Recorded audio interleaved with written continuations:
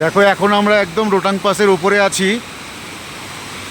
রোটাং পাসের উপরে আছি, ওখানে ঝর্ণার জল নিচে নামছে।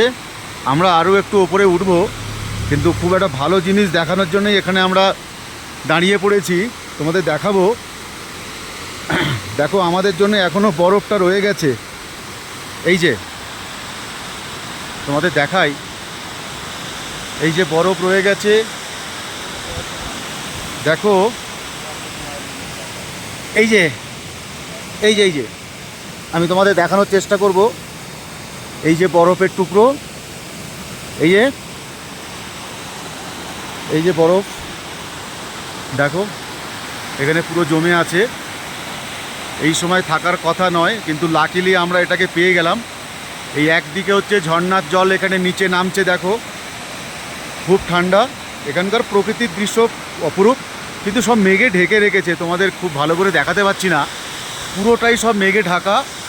আর সবথেকে আশ্চর্যের বিষয় এটাই, যেখানে আমাদের জন্য এখনও বরফটা রয়ে গেছে।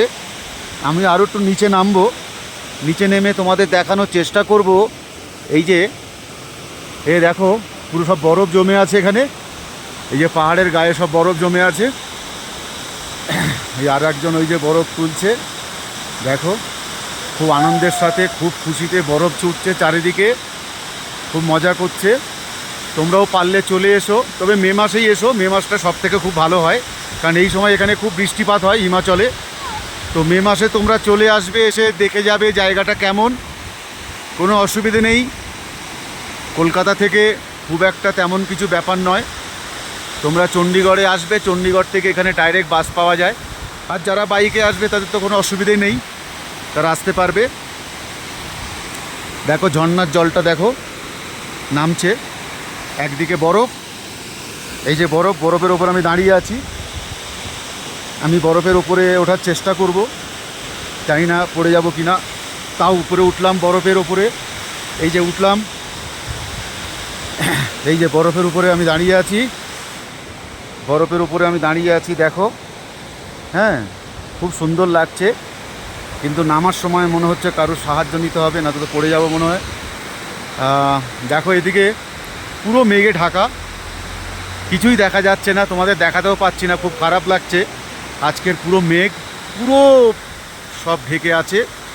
আর এই যে পাহাড় একদম রোটাংয়ের উপরেই আমরা দাঁড়িয়ে আছি। এখানে এই যে ঝর্ণা নামছে একদিক দিয়ে, দেখো এই বরফ, কেমন লাগলো সবাই জানাবে আমাকে, তাহলে অন্যান্য ভিডিওগুলো তোমাদের শেয়ার করতে খুব ভালো লাগবে। এখানে রাখলাম, আবার বাকি জিনিসগুলো আবার দেখাবো তোমাদের, এক এক করে দেখাবো। ধন্যবাদ সবাইকে।